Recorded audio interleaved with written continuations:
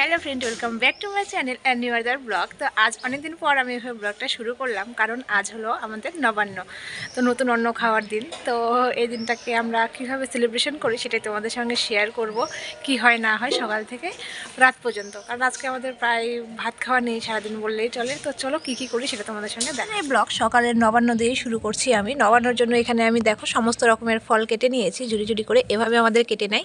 তো সমস্ত ধরনের ফল কেটে নিয়েছি। আর এই যে হলো নতুন চাল, এটা দিয়ে করতে হয়, তো এটা ঢিকিতে কোটা হতে হয়। তো এখন তো আর ঢিকি নেই, যার জন্য মা এটা করে দিয়েছে বেটে। তো তারপরে এই যে সমস্ত ফল কেটে নেওয়া কমপ্লিট। নবান্নতে ফলগুলির সঙ্গে পিঠেপুলি ভেজে সেই পিঠেপুলি দিয়ে নবান্ন করতে হয়, এটাই আমাদের নিয়ম। তার জন্য মা বসে পড়েছে পিঠেপুলি ভাজতে। আর এখানে মায়ের আটা মাখা কমপ্লিট, আর এখানে মা ভেজে নিচ্ছে তেল পিঠে।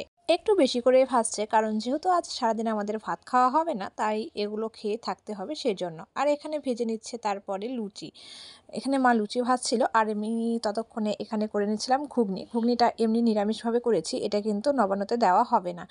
তো তারপরে যে দেখো সমস্ত কিছু বাবা এখানে মেখে নিয়ে কমপ্লিট করেছে। এরপর এখানে 21টা পাতা দেওয়া হয়। 21টা পাতাতে পূর্বপুরুষদের নামে এবং দেবদেবতাদের নামে এখানে নতুন অন্ন অর্পণ করা হয়। কারণ এর মধ্যে তোমরা দেখলে, আগে তোমাদের সঙ্গে শেয়ার করেছি যে নতুন চাল দেওয়া ছিল সকাল সকাল, তাই আমরা সবাই মিলে নবান্ন করতে বসে পড়েছি। আর বাবা যেহেতু একটু অসুস্থ, তার জন্য নবান্ন করছে ঠিক, কিন্তু একটু উল্টাপাল্টা হয়ে যাচ্ছিল, যার জন্য বারবার শুনে নিচ্ছিল। তো তারপর দেখো আমাদের পুজো করা কমপ্লিট। এবার এই সমস্ত কিছু তুলে এগুলোকে এখন নিয়ে যেতে হবে পুকুর ঘাটে জলে ভাসিয়ে দেওয়ার জন্য, আর বাবা তাই যাচ্ছে। লবান্ন কমপ্লিট। লবান্নর পরে আমাদের আজকের খাওয়া দাওয়া। আজকে আমাদের আর ভাত খাওয়া হয় না। তো এখানে আছে যে লবান্নর যে ভোগটা, সেটা এটা ঘুগনি, এটা তেল পিঠা আমরা বলি। তো তেল পিঠা আর আছে লুচি। তো এই খেয়ে আজকে আমাদের সারাটা দিন কাটবে।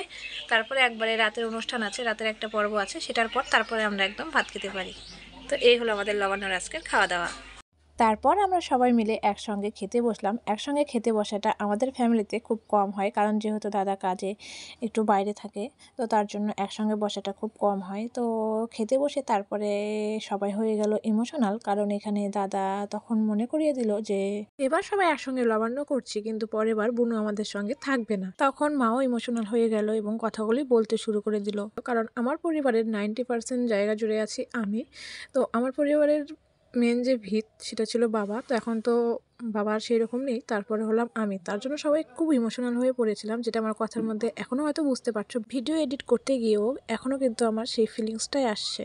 যেহেতু আমাদের বিয়ের আর বেশি দিন নেই, দিন গোনা প্রায় শুরু হয়ে গিয়েছে বললেই চলে, তো তার জন্য আরও একটু বেশি খারাপ লাগছিল। তারপর ওখানে থাকলে আরও বেশি ইমোশনাল হয়ে পড়বে সবাই। তো তার জন্য আমি একটু বাইরে বেরিয়ে আসলাম রাস্তার দিকে, আর এখানে এসে বাসদের সঙ্গে একটু মজা করার চেষ্টা করছিলাম। এই সত্যি আমাদের মেয়েদেরকে জীবন আপনকে পর করতে হয় এবং পরকে আপন করতে হয়। তো আমাদের লাভ ম্যারেজ হলেও অনেকটা বাধা বিপত্তির পর আমাদের এই বিয়েটা একবারেই কিন্তু সমস্তটা ঠিক হয়ে যায়নি। দেখো তোমাদের সঙ্গে কথা বলতে বলতে আমাদের সমস্ত কিছু রান্নাবাড়ি কমপ্লিট। এগুলো সারাদিন ধরে রান্নাবাড়ি করা হয়। তো এখানে সমস্ত কিছু দেখতেই পাচ্ছ কী কী রান্না হয়েছে। তো এটা দেওয়া হয়েছে বাস্তুদেবতার নামে। আর সকালের মতো সেম আবার একটা পাত্রে সমস্ত কিছু তুলে নেওয়া হয়েছে। আর আমাদের এই নবান্ন কিন্তু নিরামিষ হয় না, আমিষ হয়। তার জন্য সমস্ত কিছু আমিষভাবেই করা হচ্ছে। তারপর আবার সেম সেই 21টা পাতাতে করে সমস্ত কিছু সাজিয়ে পূর্বপুরুষদের নামে অর্পণ করা হয়। করে সেটাকে আবার পুজো টুজো করে মা একটু নিবেদন করে দিল, কারণ বাবা নিবেদন করতে পারছিল না। তার জন্য নিবেদন করে ধূপ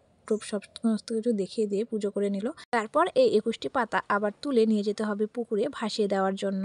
এভাবে আমাদের নবান্ন উৎসব পালন করা হয়। তোমাদের ওদিকে কেমনভাবে পালন করা হয় সেটা কিন্তু অবশ্যই কমেন্ট করে জানিও। তারপর আমরা সবাই খেতে বসেছি। তো আজকের ভিডিওটি আমি এখানেই শেষ করছি। ভিডিওটি তোমাদের কেমন লাগলো সেটা কিন্তু অবশ্যই কমেন্ট করে জানিও। যদি ভালো লাগে তাহলে অবশ্যই লাইক, কমেন্ট, শেয়ার করে দিও। কেউ চ্যানেলে নতুন থাকলে সাবস্ক্রাইব করে পাশে থেকো।